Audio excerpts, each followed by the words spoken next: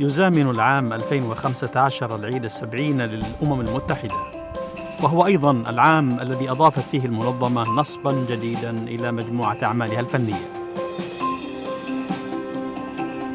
It's very rare for somebody to be given an opportunity to work on something of such historical and cultural significance. رودني ليون مهندس معماري ابتكر وصمم سفينة العودة عند مداخل مبنى الأمم المتحدة، وهو يعيش ويعمل في نيويورك في الولايات المتحدة الأمريكية.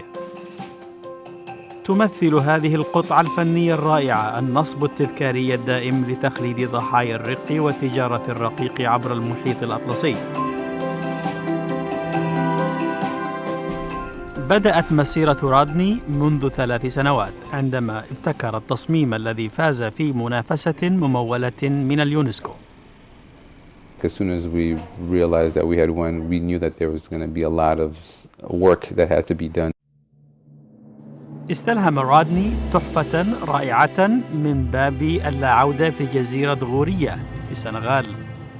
People were held in these slave castles or prisons, awaiting to be taken out, stripped away from their lives and their families and everything they knew through this door of no return, never to return. So the Arc of Return was our attempt to develop a design which allows people to, if they're not able to physically return, at least they can acknowledge the fact that people had suffered great tragic losses and experiences in order to make it possible for our lives to be where we are today. اختيار التصميم كان المرحلة الأولى، لكن في الحقيقة بناء المنحوتة احتاج إلى الكثير من التمويل.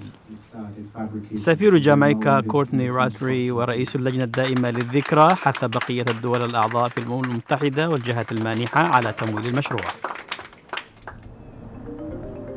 بدأ رودني البحث عن الرخام لبناء السفينة. في نهاية المطاف وجد رودني ما كان يبحث عنه في مقلع في ولاية فيرمونت دانبي في الولايات المتحدة الأمريكية. And it's probably, some of the most unique marble you'll be able to find in the world. استقدم نحاتين من إيطاليا وبدأ العمل. We have some artisans that have been hand carving and sculpting a figure that we call the Trinity figure, that represents the spirit of the men, women, and children that died during the transatlantic slave trade.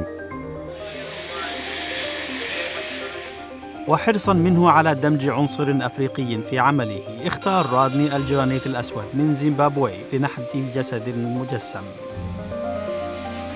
The Trinity figure was going to be accompanied by an image of an engraving of a plan of a slave ship that shows how all the slaves were held below deck and how tight and confined those spaces were that they had to experience for months and months while they were journeying across the Atlantic Ocean.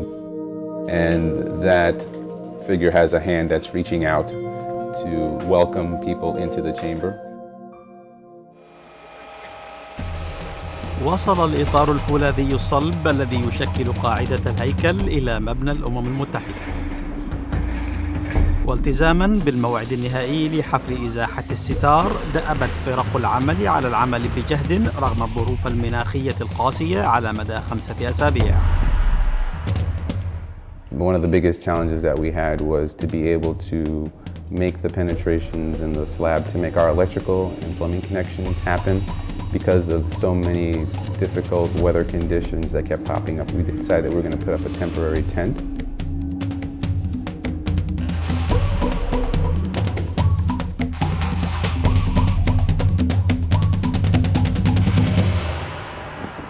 Finally arrived at our noble goal. يوم 25 آذار مارس 2015 هو يوم إزاحة الستار عن المنحوتة للمرة الأولى في مقر الأمم المتحدة في نيويورك.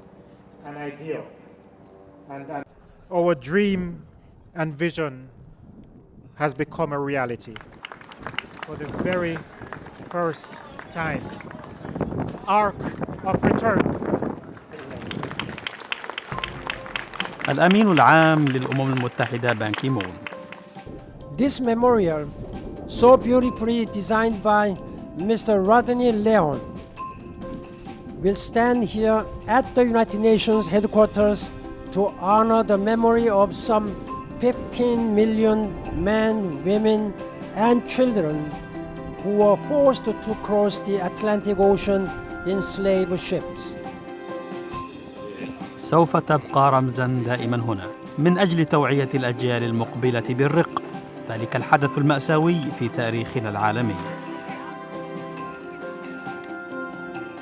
هو حلم تحول واقعاً لرودني، يأمل أن تذكر سفينة العودة قادة العالم الذين يأتون إلى الأمم المتحدة بأن يتحملوا مسؤولياتهم في تفادي تكرار مآسٍ مثل تجارة الرقيق عبر الأطلسي. A project like this is a once-in-a-lifetime experience. It's been an incredible journey.